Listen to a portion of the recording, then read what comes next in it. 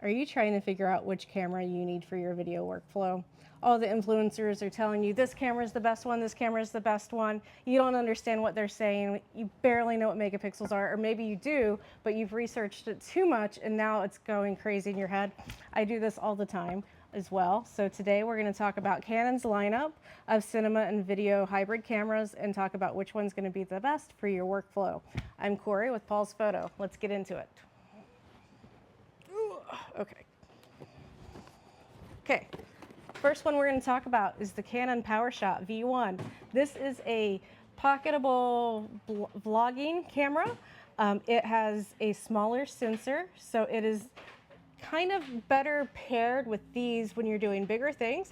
But if you are just doing vlogging, you want some B-roll for your podcast or your vacation even, or you need something smaller for like a really small gimbal, this is a great option. It has a built-in microphone with the little, those are called dead cats, don't ask me why, the little furry thing, and that helps with the wind. So this is a great vlogging camera if you just need little basic videos, easy editing, stuff for social media, B-roll, all of that. Okay, so our next one we're going to talk about. This is, I'm going to save this. We're going to build up. We're going to build up. So if you are, so next we're going to talk about the R6 III.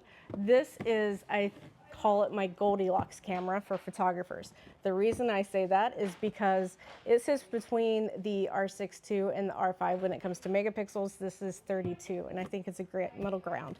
So the thing that's great about this, if you are a photographer that is having to do videos too with your clients, you can switch over to video easily, but it gives you the same sensor as these cinema cameras or video focused cameras. So this has what's called open gate. We're starting to get an open gate, and why that's important is it's using the entire sensor. And you think, well, you know, like everything's widescreen or whatever, it's going to be like, you know, your 9:16, 16:9, however you're going to shoot it, it's going to crop. Why do we need all of the space for open gate? Well, because you need to crop when you're going for, so when you're making a video that is going to be on YouTube or something that is 16:9, and then you got to make little 9:16 crops of that video to go on social media for your clients. Having the open gate will give you more headroom and make you not have to zoom in as much to kind of move things around and get a little pixelated. So that is important with Canon's, all of Canon's cameras here are open gate. But this is a photo camera that does really good video.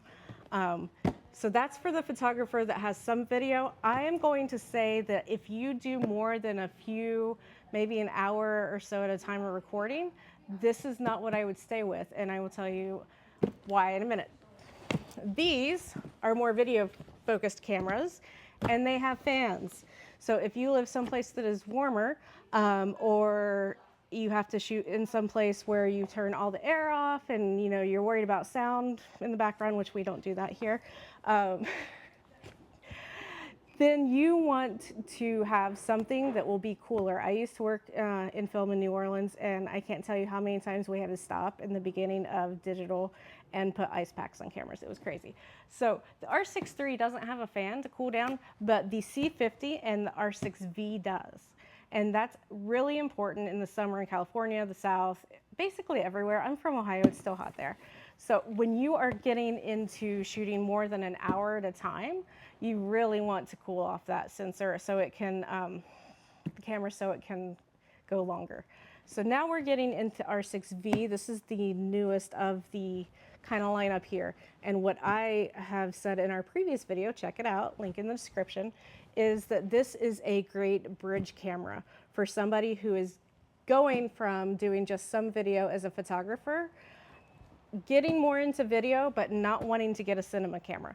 So this still has the menu settings of a still camera. It's not confusing. These menu settings are for all the cinema cameras are very different, and it's a lot to relearn. But if you are a still photographer and you are getting into more videos, this is the bridge, and it is less than $2,500 for the camera body. Now the kit we have here has a 20 to 50 millimeter power zoom. I have a feeling power zooms are going to come back more. I don't know what that is because I'm seeing them everywhere, but pretty excited to play with that. And this has the fan, this has the 7K, this has the open gate, the RAW, this is all the things that professional cameras have, but a good entry level into the video world. And if you are like me and you shoot mostly video, this is also a good B camera. If you don't want to get or can't afford, like me, to get multiple cinema cameras at first, good B camera, 2 different angles in your interviews. Now we'll get into the C50. Now this is the big difference between this and all of these is this does not have stabilization. Now I know that sounds weird for something in this day and age not to have stabilization. There's arguments about that. They're all online. You can go on Reddit. You can see everyone's opinion about it. It doesn't bother me. I use stabilizers. These cameras that we talked about before all have stabilization. Cinema cameras prefer not to have stabilization because we're using things that stabilize. And sometimes the digital stabilization can look weird. But if you are going to go into full video and you need to shoot for hours and you have really important dialogue, this is the way to go. The reason being is that this comes with a handle, which you can get handles and screw on all the cameras, right? You can get a cage, whatever, but this handle specifically has XLR inputs. So when you have your professional shotgun microphones or your wired microphones or your wireless ones that you want to plug in with the XLR, you're able to use that and have really good audio. Now this has that cinema menu. So if you are used to the cinema menu or you are ready to dive into that, this is the way to go. So hopefully that helps you decide which one to get, or you could just get all of them. Probably the best thing you should do, I think, is buy all of them here at Paul's Photo.